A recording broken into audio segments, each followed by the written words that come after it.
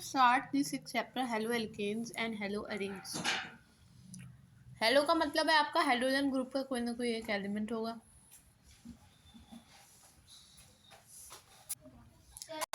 हेलोजेनेटेड compounds जो होते हैं वो एनवायरनमेंट में एग्जिस्ट कर पाते हैं, एनवायरनमेंट में रह पाते हैं क्योंकि जो सॉइल बैक्टीरिया है वो इन्हें आसानी से तोड़ नहीं पाता। ठीक है, अब हम बात करते हैं कि जो हाइड्रोजन एटम है जब भी वो किसी एलिफैटिक या एरोमेटिक हाइड्रोकार्बन में से निकल जाता है और उसकी जगह कोई हेलोजन एटम आके ले लेता है तो उससे आपका अल्काइल हैलाइड का फॉर्मेशन होता है जिसको हम हेलो एल्केन कहते हैं, या आपके अराइल हैलाइड का फॉर्मेशन होता है जिसको हम हेलो अरीन कहते हैं। हेलो एल्केन्स जो है उनके अंदर halogen atom sp3 hybridize carbon atom से जुड़ा रहता है अल्काइल ग्रुप के, जहाँ पर हेलो अरीन जो है उसमें हाइड्रोजन एटम sp2 से जुड़ता है। तो यहाँ पे दो इंपॉर्टेंट पॉइंट्स हैं। देखिए, पहला इंपॉर्टेंट पॉइंट ये है कि जो आपका हेलो एल्केन्स के अंदर जो हेलोजन एटम जुड़ता है वो sp3 हाइब्रिडाइज कार्बन एटम से जुड़ता है। अब इस चीज़ को समझते हैं। देखिए, अगर मैं एग्जाम्पल ले लेती हूँ आपका इथेन का, दो कार्बन होंगे, सिंगल बॉन्ड होगा। अब सिंगल बॉन्ड होगा तो किसी भी कार्बन का जब आप हाइब्रिडाइजेशन देखेंगे तो इसका जो हाइब्रिडाइजेशन होगा वो आपका sp3 होगा। वहीं पे जब आपका साइक्लिक होता है, स्ट्रक्चर साइक्लिक होता है तो ऐसा नहीं होता है, फिर वो आपका जो अटैच होता है वो आपका sp2 से होता है, sp3 से नहीं होता है। तो बस आपको यही याद रखना है कि अगर कंपाउंड जो है वो एलिफैटिक है और उसके अंदर हेलोजन ऐड हो रहा है और हेलो एल्केन बन रहा है तो वहाँ पे जो हाइब्रिडाइजेशन होगा वो sp3 होगा। और अगर आपका एरोमेटिक कंपाउंड है तो हाइब्रिडाइजेशन sp2 होगा। ठीक है, बहुत सारे हेलोजन के अंदर ऑर्गेनिक मतलब ऐसे ऑर्गेनिक कंपाउंड्स हैं जिसमें हेलोजन होता है। इनमें से कुछ क्लिनिकली यूज़फुल हैं, उनको मेडिसिन्स के तौर पे यूज़ किया जाता है। ये जो क्लासेस हैं कंपाउंड्स की, ये इनका इंडस्ट्री में बहुत ज़्यादा यूज़ है। मतलब ये जो हेलो एल्केन्स, हेलो एरीन्स हैं, इनका इंडस्ट्री में बहुत ज़्यादा यूज़ है और ख़ासतौर से हमारी डे टू डे लाइफ में भी इनका बहुत ज़्यादा यूज़ है। ठीक है, तो इनको सॉल्वेंट के तौर पे यूज़ किया जाता है नॉन पोलर कंपाउंड्स के लिए, और इनको स्टार्टिंग मटेरियल के तौर पे यूज़ किया जाता है बहुत सारे ऑर्गेनिक कंपाउंड्स बनाने के लिए। क्लोरीन में एंटीबायोटिक होता है जिसका मतलब सॉरी, वो एंटीबायोटिक जिसमें क्लोरीन होता है, वही तो मैं कह रही हूँ, इट्स ऑपोजिट। ओके, वो एंटीबायोटिक जिसमें क्लोरीन होता है जिसका नाम है क्लोराएम्फेनिकॉल। क्लोराएम्फेनिकॉल जिसको माइक्रो ऑर्गेनिजम्स प्रोड्यूस करते हैं, ये बहुत ज़्यादा इफेक्टिव होता है for the treatment of typhoid fever. तो इसमें से 2-3 क्वेश्चन बन सकते हैं। क्लोराएम्फेनिकॉल कौन से फीवर के ट्रीटमेंट में यूज़ होता है, पहला क्वेश्चन, तो इसका आंसर होगा टाइफाइड फीवर। दूसरा क्वेश्चन ये है कि ऐसा कौन सा एंटीबायोटिक है जिसमें क्लोरीन होता है और वो यूज़ होता है for the treatment of typhoid fever, तो इसका आंसर अगेन क्लोरोएम्फेनिकॉल। तीसरा क्वेश्चन ये बन सकता है कि which of the following is an effective medicine which is produced by microorganisms and it's very effective for the treatment of typhoid fever. तो इसका आंसर आपका क्लोरोएम्फेनिकॉल। आपको क्लोरोएम्फेनिकॉल को दिमाग में बिठा लेना है। ठीक है, क्लोरोएम्फेनिकॉल, ओके, दिस वन। ओके, तो अब आगे बढ़ते हैं नेक्स्ट स्टेप। तो हमारी जो बॉडी है वो आयोडीन प्रोड्यूस करती है, हमारी बॉडी आयोडीन प्रोड्यूस करती है। आयोडीन प्रोड्यूस डायरेक्टली नहीं करती बल्कि एक ऐसा हार्मोन प्रोड्यूस करती है जिसके अंदर आयोडीन होता है। आयोडीन कंटेनिंग हार्मोन प्रोड्यूस करती है जिसका नाम है थायरॉक्सिन। अब अगर थायरॉक्सिन की कमी हो जाए तो इससे एक बीमारी होती है जिसको हम ग्वेटर कहते हैं, जिसको हम छठी क्लास से इसका नाम सुनते आ रहे हैं। ग्वेटर में क्या होता है, आपने फोटो भी देखी होगी बचपन से, कि ये गला जो है वो एक तरफ से सूजने लगता है, एक बड़ा सा बॉल जैसा, फोड़े जैसा निकल आता है। ठीक है, गोश्त जो है पूरा लटकने लगता है, वो आपका ग्वेटर है। अब ग्वेटर होता क्यों है, क्योंकि आपके अंदर एक हार्मोन की कमी है, थायरॉक्सिन जो है उसका जो सिक्रीशन है वो कम हो रहा है, कम निकल रहा है। ठीक है, इससे आपको ग्वेटर हो रहा है। ठीक है, तो हमारी body iodine containing hormone thyroxine बनाती है। अब इसमें इम्पॉर्टेंट बात क्या है, चैप्टर हम क्या पढ़ रहे हैं, हेलो एल्केन और हेलो एरीन। इसमें इन दोनों पॉइंट्स के अंदर जो बात आपको याद रखनी है वो ये है कि टाइफाइड के ट्रीटमेंट में जो दवा यूज़ हो रही है उसमें क्लोरीन है। ग्वेटर जिस वजह से होता है, जिसकी कमी की वजह से होता है, वो है आयोडीन। अच्छा, क्लोरीन और आयोडीन दो समझ में आ गए, यानी कि हेलोजन ग्रुप कितना इम्पॉर्टेंट है और हेलोजन कंटेनिंग कंपाउंड्स कितने इम्पॉर्टेंट हैं डे टू डे लाइफ में, आप कंसीडर कर सकते हैं इन 2 पॉइंट से ही। ठीक है। अच्छा, तीसरा पॉइंट ये है कि जो सिंथेटिक हेलोजन कंपाउंड्स होते हैं, जैसे कि आपका क्लोरोक्विन हो गया, इसको मलेरिया के ट्रीटमेंट में यूज़ किया जाता है, ये लेबोरेटरी सिंथेसाइज्ड है। ठीक है। फिर आपका हेलोथेन को यूज़ किया जाता है एनेस्थेटिक के तौर पे, यानी बेहोश करने के लिए ड्यूरिंग सर्जरी, ऑपरेशन के टाइम पे, और बेहोश करने के लिए नहीं बल्कि थोड़ा सा इफेक्ट कम करने के लिए पेन का। और कुछ फुल्ली फ्लोरिनेटेड कंपाउंड्स हैं, इनको पोटेंशियल ब्लड सब्स्टिट्यूट्स माना जाता है सर्जरी में। ठीक है। तो आप 5 एग्जाम्पल्स अभी तक हमने देखे, अगर मैं हाईलाइट करूँ तो पहला एग्जाम्पल क्लोरोएम्फेनिकॉल का, जो कि टाइफाइड फीवर के ट्रीटमेंट में यूज़ हो रहा है। दूसरा example iodine containing hormone thyroxine का, जिसकी वजह से ग्वेटर होता है अगर उसकी कमी हो जाए तो। तीसरा एग्जाम्पल क्लोरोक्विन का, जिसको मलेरिया के ट्रीटमेंट में यूज़ करते हैं, जो कि एक सिंथेटिक हाइलोजन है। चौथा एग्जाम्पल हेलोथेन का, जिसको एनेस्थेटिक के तौर पे यूज़ किया जाता है ड्यूरिंग सर्जरी। और कुछ फुल्ली फ्लोरिनेटेड कंपाउंड्स, जिनको पोटेंशियल ब्लड सब्स्टिट्यूट्स माना जाता है। अब आप ज़रा कंसीडर करो सर्जरी में, ठीक है, अब आप थोड़ा सा सोचो, थोड़ा कंसीडर करो कि अगर ये सारे कंपाउंड्स ना हो तो क्या होगा। ऑब्वियसली डिफ़िकल्टी होगी, 2 तो बीमारियों का ट्रीटमेंट ही हो रहा है, 3 बल्कि ग्वेटर, मलेरिया। अगर आप अपना थायरॉक्सिन लेवल, सिक्रीशन लेवल सही कर लेते हो तो उससे आप ग्वेटर से बच सकते हो। मलेरिया का ट्रीटमेंट करना है, क्लोरोक्विन यूज़ करना पड़ेगा। अगर आपको टाइफाइड का ट्रीटमेंट करना है, क्लोरोएम्फेनिकॉल यूज़ करना पड़ेगा। तो भैया 3 तो बीमारियों का ट्रीटमेंट ही हो रहा है यहाँ पे। तो इसका कहने का मतलब ये हुआ कि ये अगर ना हो तो कितनी दिक्कत होगी, है ना। तो इसका मतलब ये बहुत इंपॉर्टेंट है। इसका मतलब कि हेलोजन कंटेनिंग कंपाउंड्स बहुत ज़्यादा इंपॉर्टेंट है, हेलोजन कंटेनिंग हाइड्रोकार्बन्स बहुत ज़्यादा इंपॉर्टेंट है। तो इंपॉर्टेंट समझ में आ गई। अब बढ़ते हैं चैप्टर की तरफ। इस यूनिट में हम पढ़ेंगे इम्पॉर्टेंट मेथड्स, जिनसे हम बना सकते हैं आपके ये क्या हैं, ये halo arenes and halo alkanes, halo alkanes and halo arenes, और इनकी फिजिकल और केमिकल प्रॉपर्टीज़ पढ़ेंगे। फिर कुछ ऑर्गेनो हेलोजन कंपाउंड्स के बारे में, उनके यूजेस, फिजिकल और केमिकल प्रॉपर्टीज़ पढ़ेंगे। That's basic. आगे बढ़ते हैं। देखो, पहला टॉपिक है 6.1। थोड़ा सा मैंने स्क्रीन को छोटा कर लिया। पहला टॉपिक है क्लासिफिकेशन। ठीक है, और ये टॉपिक कितना बड़ा है पहले इसको देख लेते हैं। On the basis of number of halogen atom, कितने हेलोजन एटम है पहला। दूसरा है 6.1.2 कंपाउंड्स कंटेनिंग sp3CX बॉन्ड। ठीक है, आगे बढ़ो। फिर तीसरा टॉपिक है कंपाउंड्स कंटेनिंग sp2CX बॉन्ड। सही है, आगे बढ़ो। बस 6.1 के अंदर ज़्यादा कुछ नहीं पढ़ना है, बेसिक है, जल्दी से कंप्लीट कर लेते हैं इसको। ठीक है। हेलो एल्केन्स और हेलो एरीन्स को हम क्लासीफाई कर सकते हैं सबसे पहले नंबर ऑफ हेलोजन एटम के बेसिस पे, यानी किसके अंदर कितने हेलोजन एटम यूज हो रहे हैं। Okay, so let's use some other colour.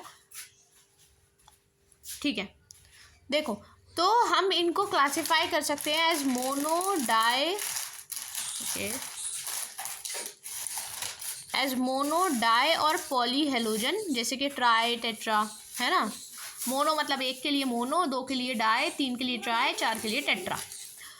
जहाँ पे 1, 2, 3, 4 जितने भी होंगे हेलोजन एटम, उस हिसाब से हम उसका नाम रख देंगे। अब आते हैं एग्जाम्पल्स पे। पहला एग्जाम्पल देखो, ये है मोनो हेलो एल्केन और इसका नाम है क्लोरोईथेन। ठीक है, ये है क्लोरो नहीं, हेलो एल्केन है ये। जो भी, अगर जैसे यहाँ क्लोरीन होता तो ये क्लोरोईथेन हो जाता। ठीक है, तो ये है मोनो हेलो एल्केन। फिर आपका दूसरा वाला देखो, ये है डाई हेलो एल्केन। तीसरा वाला ट्राई हेलो एल्केन। ठीक, फिर अगर किसी एरीन से जुड़ा हुआ है तो mono hello arene, die hello arene, try hello arene. Simple है, इसमें तो कुछ है नहीं। अच्छा, जो आपके ये मोनो हेलो कंपाउंड्स हैं, इनको फर्दर हम क्लासीफाई कर सकते हैं उनके हाइब्रिडाइजेशन के बेसिस पे कि कार्बन एटम जिससे हेलोजन ग्रुप अटैच्ड है, हेलोजन एटम बॉन्डेड है, ग्रुप नहीं हेलोजन एटम बॉन्डेड है, उसका हाइब्रिडाइजेशन क्या है। सही है। तो जब हम इस वाले क्लासिफिकेशन को पढ़ेंगे तो इसके अंदर जो चीज़ें हमारे पास आएंगी वो सबसे पहले ये है कि जो अल्काइल हैलाइड है या हेलो एल्केन है, जिसको हम RX बोलते हैं, R मतलब आपकी कार्बन चेन और X मतलब आपका हेलोजन ग्रुप। तो अगर हम इसकी बात करें तो अल्काइल हैलाइड में जो हेलोजन एटम है वो अल्काइल ग्रुप से अटैच्ड है। अल्काइल हैलाइड के अंदर एक अल्काइल ग्रुप से अटैच होगा और एक होमोलोगस सीरीज बनाएगा जिसका जनरल फॉर्मूला CnH2n+1X ये होगा। ठीक है। और ये फर्दर क्लासीफाई होंगे प्राइमरी, सेकेंडरी, टर्शरी, डिपेंड करता है नेचर ऑफ कार्बन क्या है जो कि हेलोजन से अटैच्ड है। अगर हेलोजन प्राइमरी कार्बन से जुड़ा हुआ है अल्काइल हैलाइड में तो जो अल्काइल हैलाइड है उसको प्राइमरी अल्काइल हैलाइड बोलेंगे या 1 डिग्री अल्काइल हैलाइड बोलेंगे। इसी तरीके से अगर हेलोजन सेकेंडरी या टर्शरी कार्बन एटम से अटैच है तो अल्काइल हैलाइड को सेकेंडरी अल्काइल हैलाइड या टर्शरी अल्काइल हैलाइड बोलेंगे। सिंपल है। अब समझो, पहला वाला देखो, एक कार्बन चेन से अटैच्ड है और आखिरी वाला चेन का आखिरी वाला कार्बन एटम है और इससे आपका X ग्रुप अटैच्ड है। ठीक है। एक कार्बन चेन अटैच्ड है, एक R चेन अटैच्ड है और फिर कार्बन एटम है, फिर आपका X अटैच है, इसको बोलेंगे 1 डिग्री यानी प्राइमरी। आ जाओ दूसरे पे, ये वाला, इसके अंदर आपके 2 कार्बन चेन से अटैच है, 2 अल्काइल ग्रुप से अटैच है और आपका 2 से अटैच है तो हो गया सेकेंडरी। ठीक है। अब आ जाओ तीसरा वाला, ये है टर्शरी, 3 कार्बन चेन या 3 अल्काइल ग्रुप से अटैच है तो आपका टर्शरी हो गया। ठीक है। मूविंग ऑन, अब आते हैं हम अलाइल हैलाइड्स पे। अलाइलिक हैलाइड्स ये कंपाउंड होते हैं जिनके अंदर हेलोजन एटम एक sp3 हिब्रिडाइज्ड कार्बन एटम से अटैच्ड होता है जो कि उसके बगल वाला कार्बन कार्बन डबल बॉन्ड के बगल वाला होता है अलाइलिक कंपाउंड में, अलाइलिक कार्बन में। ठीक है। मतलब कहने का ये है, ये तो अंग्रेजी में हमने बात कर ली, बात समझते हैं क्या। देखिए, डबल बॉन्ड के बगल वाले कार्बन से अगर जुड़ा रहेगा, डबल बॉन्ड के बगल वाले कार्बन से, डबल बॉन्ड वाले कार्बन से नहीं, डबल बॉन्ड के बगल वाले कार्बन से अगर जुड़ा रहेगा तो उसको अलाइलिक हैलाइड बोलेंगे। सिंपल सी है बात। ठीक है। जैसे पहला वाला देखो, अलाइलिक कार्बन कौन सा वाला है, जो डबल बॉन्ड के बाद वाले कार्बन से अगर हेलोजन जुड़ा हुआ है तो अलाइलिक हैलाइड कहलाएगा। इसी तरीके से आपका साइक्लिक कंपाउंड में भी ये जो आपका डबल बॉन्ड के बगल वाले कार्बन से अटैच्ड है तो इसको अलाइलिक कार्बन हुआ आपका ये वाला। तो सबसे पहले समझो अलाइलिक कार्बन कौन सा वाला है, इसको मैं ड्रॉ करके समझते हैं। ठीक है। अब यहाँ आ जाओ, पहले ड्रॉ बाद में करेंगे। अलाइलिक कार्बन कौन सा होगा, जैसे एक कार्बन एटम ये है, एक कार्बन एटम ये है, ठीक है, और एक कार्बन एटम ये है, यहाँ पे डबल बॉन्ड है तो डबल बॉन्ड के बगल वाला जो कार्बन एटम है, डबल बॉन्ड वाला नहीं, डबल बॉन्ड के बगल वाला जो कार्बन एटम है वो आपका अलाइलिक कार्बन कहलाएगा। इतनी बात समझ में आई। चलिए आगे बढ़ते हैं। अब ज़रा इस फिगर को और से देखो, जो आपका ये बना हुआ है, रिंग बना हुआ है, रिंग के बगल वाला, रिंग में से कोई भी नहीं है, डबल बॉन्ड के बाद वाला, डबल बॉन्ड के आगे वाला जो कार्बन है, अगर उससे आपका X ग्रुप अटैच्ड है तो हम उसको बोलेंगे कि ये अलाइलिक हैलाइड है। ठीक है। इसी तरीके से अलाइलिक हैलाइड ना, हाँ। फिर अगला वाला देखो, डबल बॉन्ड के बाद वाला कार्बन सेकेंडरी, बल्कि ये टर्शरी है क्योंकि कितने कार्बन चेन से अटैच था, ये टर्शरी भी।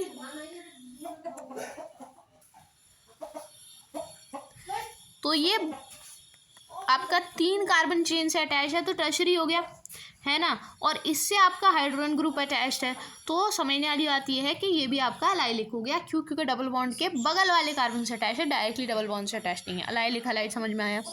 आगे बढ़ते हैं। वो कंपाउंड जिनमें sp2CX बॉन्ड होता है, sp2CX का मतलब क्या है ये समझते हैं।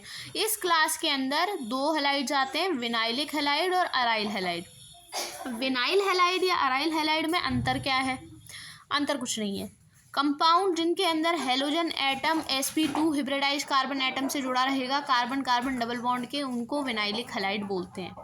इसको समझो। देखो ये वाला, देखो पहला वाला, डबल बॉन्ड के बाद वाला कार्बन से, मतलब सॉरी, डबल बॉन्ड के sp2 हिब्रिडाइज्ड कार्बन से अगर आपका हेलोजन एटम जुड़ा रहेगा तो उसको विनाइलिक हैलाइड बोलेंगे। डबल बॉन्ड के sp2 हिब्रिडाइज्ड कार्बन एटम से अगर आपका हेलोजन ग्रुप अटैच रहेगा तो उसको विनाइलिक हैलाइड बोलेंगे।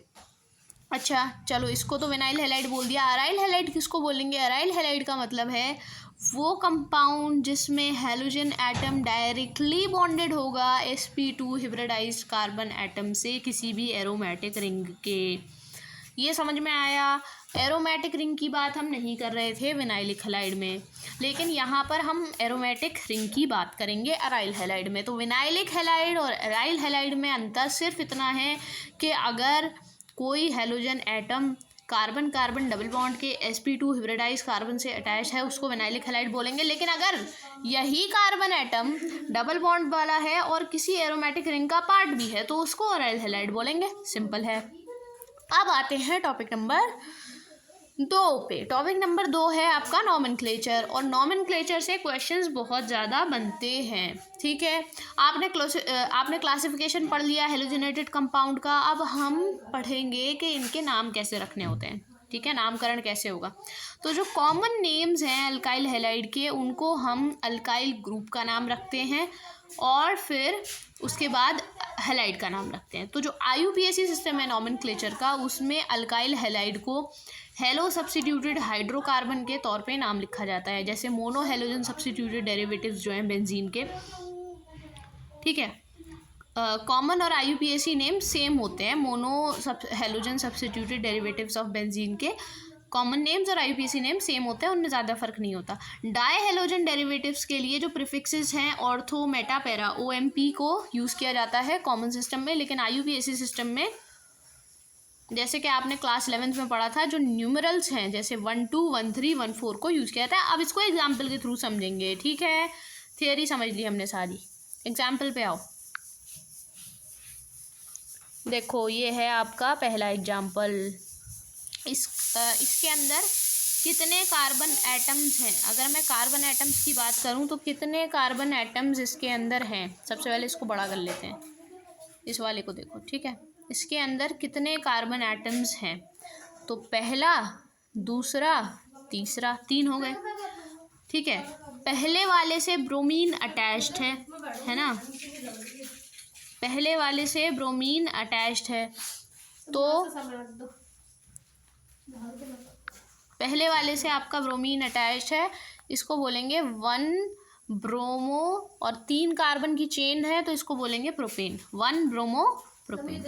ठीक है, 1 ब्रोमो प्रोपेन, ये हो गया इसका IUPAC नेम। ये तो IUPAC तरीका है नाम रखने का, पर कॉमन नेम थोड़ा सा डिफरेंट है। कॉमन नेम होता है इसका N प्रोपाइल ब्रोमाइड, यानी नॉर्मल प्रोपाइल ब्रोमाइड है ये। ठीक है, अच्छा ब्रोमाइड क्यों है? क्योंकि Br अटैच्ड है, और प्रोपाइल क्यों है? क्योंकि प्रोपेन वाली चेन पूरी अटैच्ड है। इतना समझ आया? अगले पे चलते हैं। पहला एग्जाम्पल था ये। दूसरा एग्जाम्पल है आपका ये वाला, बल्कि दोनों को एक साथ ले लेते हैं। ठीक है, दूसरा एग्जाम्पल है आपका ये वाला।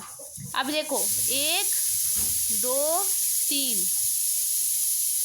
ठीक है, अब आपका क्लोराइड ग्रुप अटैच्ड किससे है? पहले तो ये समझो, क्लोराइड ग्रुप आपका दूसरे कार्बन से अटैच्ड है। 1 2 3 कार्बन की चेन है, ये हो गया 2 क्लोरोप्रोपेन। सिंपल है, पर कॉमन नेम इसका थोड़ा सा अलग है। कॉमन नेम में हम जो चेन है उसको मान लेते हैं कि ये सब्स्टिट्यूटेड है, मतलब ये चेन को आपको वो मानना है, अल्काइल ग्रुप मान लेना है, तो ये हो जाएगा आइसोप्रोपाइल क्लोराइड। ठीक है, आइसोप्रोपाइल क्लोराइड। अब तीसरे एग्जाम्पल पे आते हैं। देखो कार्बन कितने हैं? लॉन्गेस्ट चेन में 3 कार्बन है, 1 2 3, सही है, 3 कार्बन है, प्रोपेन है, समझ में आ रहा है। IUPAC नाम पहले रखेंगे। अच्छा, क्लोरो ग्रुप जो है उसको तरजीह ज़्यादा देनी होती है, मिथाइल ग्रुप को नहीं भी देंगे तो चलेगा। तो ये हो गया 1 chloro 2 methyl propane, 1 chloro 2 methyl propane. अच्छा, अब इसका आपका कॉमन नेम क्या होगा? कॉमन नेम की बात कर लेते हैं। तो कॉमन नेम इसका होता है आइसोब्यूटाइल क्लोराइड। क्लोराइड क्यों? क्योंकि क्लोराइड तो आपने वैसे भी एंड में रखना है, क्योंकि जो ऐसे ही हम रखते हैं ना हैलाइड्स के नाम, और आइसोब्यूटाइल क्यों है ये? क्योंकि लॉन्गेस्ट चेन 3 कार्बन है और एक चौथा कार्बन अटैच है, तो ये ब्यूटेन का आइसो वर्जन है, आइसो फॉर्म है इसलिए, ठीक है।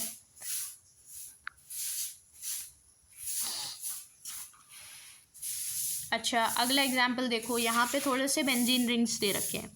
पहला है बेंजीन रिंग है, ब्रोमीन अटैच्ड है, bromo benzene. Benzene ring, bromo attached, bromo benzene, IUPAC common name दोनों सेम है। दूसरे पे आओ, 2 ब्रोमीन अटैच हैं तो इसको बोलेंगे 1,3 डाई ब्रोमो बेंजीन। समझ में आया? IUPAC name. कॉमन नेम क्या होगा? कौन सी पोजीशन पे अटैच्ड है, तो इसको थोड़ा सा बड़ा करके ऑर्थो मेटा पैरा समझ लेते हैं पहले।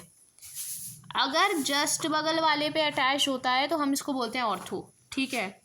अगर इसके बाद वाले पे अटैच होता है तो हम इसको बोलते हैं मेटा, और अगर इससे भी बाद वाले पे अटैच होता है तो हम इसको बोलते हैं पैरा, ठीक है। तो ये आपका ऑर्थो, ये आपका मेटा और ये आपका पैरा, ठीक। अब देखो कहाँ कहाँ अटैच है सिंपली। तो पहला जो है वो आपका ब्रोमीन जो अटैच्ड है वो डायरेक्ट आपका कहाँ पर है? मेटा पोजीशन पे है, तो ये हो जाएगा मेटा डाई ब्रोमो बेंजीन, ठीक है। मेटा क्यों? क्योंकि मेटा पे अटैच्ड है इसलिए, ठीक है। आगे बढ़ते हैं, तीसरा वाला एग्जाम्पल देखो, कितने अटैच्ड हैं? 3 अटैच्ड हैं, 3 अटैच्ड हैं। तो पहले इसका IUPAC नॉमेनक्लेचर करेंगे। देखो ये पहला कार्बन मानो, तो ये हो गया दूसरा, तीसरा, और ये हो गया चौथा, पांचवा, ठीक है। तो ये पहला, सॉरी, ये हो गया पहला, ये हो गया तीसरा और ये हो गया पांचवा। तो ये हो गया 135। कितने ब्रोमीन है? 135 ट्राई ब्रोमो बेंजीन, सही है। यहाँ तक कोई समस्या नहीं है। अब बात करते हैं आपका वो जो है क्या बोलेंगे इसको, कॉमन नेम। तो इसका कॉमन नेम है सिमेट्रिकल ट्राई ब्रोमो बेंजीन, ठीक है।